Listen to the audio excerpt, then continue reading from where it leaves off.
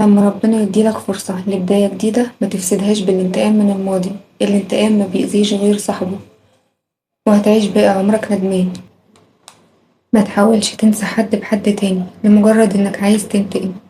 انت ما تستاهلش العقاب ده، والطرف التاني ملوش اي ذنب يشيل فاتورة مش بتاعته.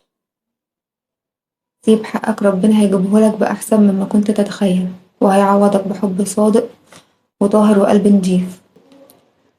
ساعتها هتنسى وهتحمد ربنا وهتعجز عن شكره، وهتتمنى لو الزمن يرجع بيك تاني علشان تتخذل تاني وترجع تدوق طعم العوض والجبر اللي ما كنتش شايفهم وقت الصدمة. الزعل والغضب بيعمونا عن نعم كتير حوالينا. مش لازم تشوف الحكمة، بس تتأكد إنك في إيدين الحكيم. ربنا ما بيدلش حد، ربنا بيعلمنا ويربينا علشان نقدر نمشي في الدنيا ونعرف نفرق ما بين معادن الناس. طبيعة الدنيا النقص، ومحدش بياخد كل حاجة. وما تركزش في حياة حد، ركز في حياتك. انت متعرفش قصاد النعمة اللي معاه اتاخد منه ايه، ولا حياته هو فيها ايه.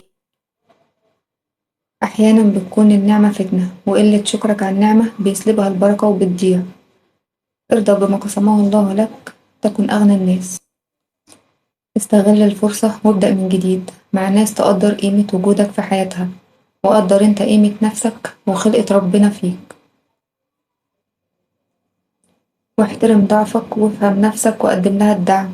مش لازم تستنى من حد دعم، كده ممكن تستنى عمرك كله. نفسك هي أول حد لازم تدعمه، وساعتها هتقدر تقدم الدعم لأي حد وبحب، وهتعيش بنفس راضية.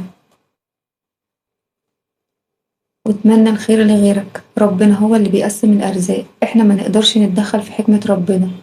ربنا أعلم بينا من نفسنا. في آية جميلة ادعي بيها وقت زعلك: ربي إني أعوذ بك أن أسألك ما ليس لي به علم. وافتكر إن الانتقام ما بيأذيش غير صاحبه، وإنك بتعاقب نفسك مش الطرف التاني. ولو عايز تعاقبه سيبه للزمن واستعوض ربنا فيه، وعوضه جبر. وربنا يعوض أي حد عن أي حاجة راحت منه بالعوض اللي ينسيه أي حاجة مهما كانت غالية عنده. لكل قاعدة شواذ، نفس المبدأ ينطبق على حياتنا. مش علشان احنا طيبين يبقى لازم نقابل اللي يشبهنا.